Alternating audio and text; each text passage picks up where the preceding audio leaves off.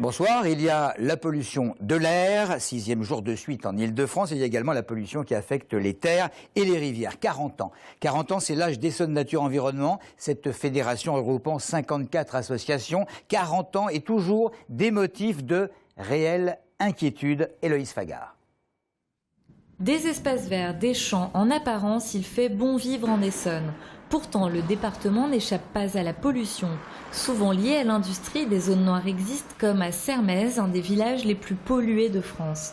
Des milliers de fûts toxiques avaient été découverts le long de l'Orge il y a près de 30 ans. Ces sols sont pollués depuis 30 ans et nous attendons des pouvoirs publics une action pour accélérer la dépollution de ces sols. À sa création qui coïncide avec l'essor des villes nouvelles, Essonne Nature Environnement défendait la préservation des terres agricoles. À présent, ces combats se sont diversifiés et l'association s'attaque aussi à différentes sources de pollution comme la pollution aérienne et la pollution agricole. Nous sommes en région Île-de-France, donc les pollutions importantes sont la pollution automobile, mais on oublie un peu trop souvent la pollution aérienne. Et nous avons deux grands aéroports. Celui qui concerne l'Essonne, c'est l'aéroport d'Orly. Et l'aéroport d'Orly est une source, avec son trafic, une source importante de pollution atmosphérique. Il n'est pas seulement question de dénoncer, mais surtout de proposer des solutions pour aider les maires à mieux gérer les ressources naturelles de leur commune. Essonne Nature Environnement a ainsi proposé aux candidats aux municipales une charte environnementale à mettre en place, une affaire à suivre.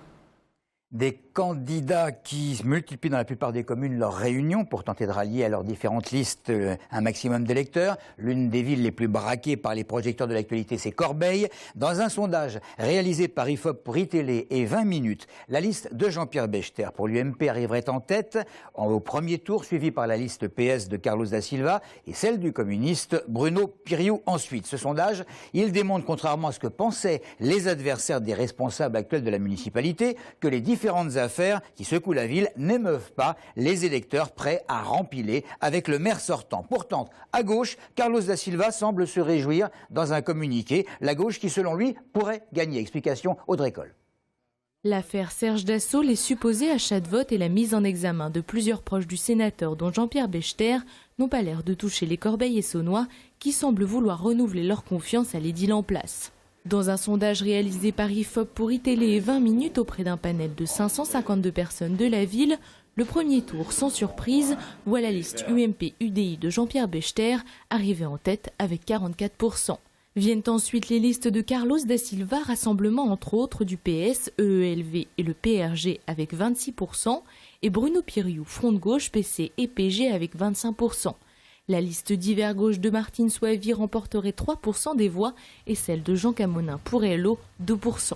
Carlos da Silva, dans un communiqué, se réjouit étonnamment de ces résultats. Sa liste arrive en effet en tête des listes d'opposition et la gauche, avec ses 4 listes confondues, obtient 56% des voix au premier tour. Pourtant, pas de quoi crier victoire, le sondage prévoit au second tour que Jean-Pierre Bechter, opposé à Carlos da Silva ou à Bruno Piriou, soit donné gagnant dans les deux cas, avec 51% des votes pour sa liste. Carlos da Silva espère toujours un rassemblement plus large au second tour qui permettrait peut-être de changer la donne. Et ces sondages comportent des marges d'erreur, rien n'est encore joué. Il persiste et signe. Je veux parler de Malek Bouti qui avait annoncé supporter un dissident socialiste à Grigny. Finalement, le député essonnien figure sur la liste de Sidi Ben Diab. Il est en dernière position symbolique. Malek Bouti qui, d'une manière très individuelle, soutient aussi bien le PS à Sainte-Geneviève-des-Bois que les communistes à Morsan-sur-Orge ou un candidat écologiste à Saint-Michel-sur-Orge. Cela dit, les professions de foi des différents candidats vont peut-être avoir du mal à atteindre rapidement leur destinataire puisque les facteurs de l'Essonne et leur syndicat Sud Poste 91 ont averti les élus qu'une perturbation était à prévoir. C'est une question de moyens. Depuis toujours, explique-t-on, la distribution de ces plis électoraux fait l'objet d'une rémunération forfaitaire pour laquelle la Poste recevrait une dotation de plusieurs millions d'euros de l'État. Et cette année, la direction de la Poste aurait annoncé à ses facteurs et factrices que cette distribution serait incluse dans la charge de travail. Bref, pas de rémunération supplémentaire. Le paiement de ces distributions des plis électoraux fait donc partie des revendications posées pour la journée de l'action de la Poste après-demain, jeudi.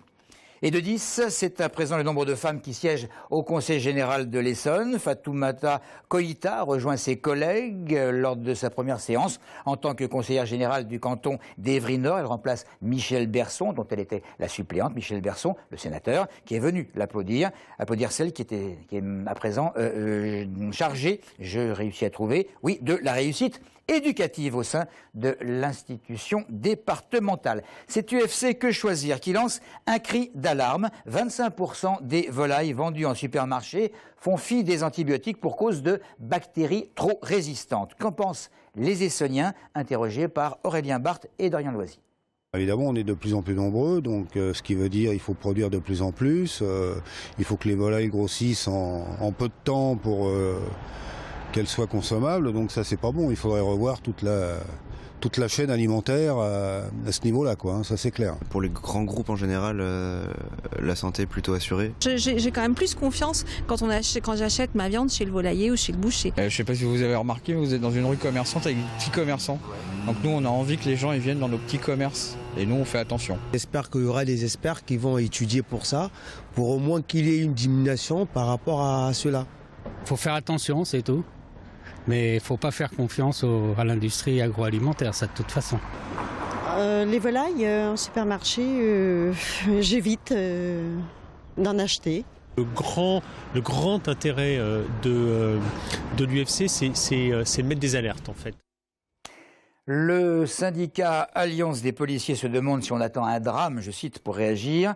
Petite phrase d'un responsable du syndicat après le tir d'un feu d'artifice hier soir en direction du commissariat qui a déjà été la cible d'autres tirs et de jets de pierre. C'était le mois dernier.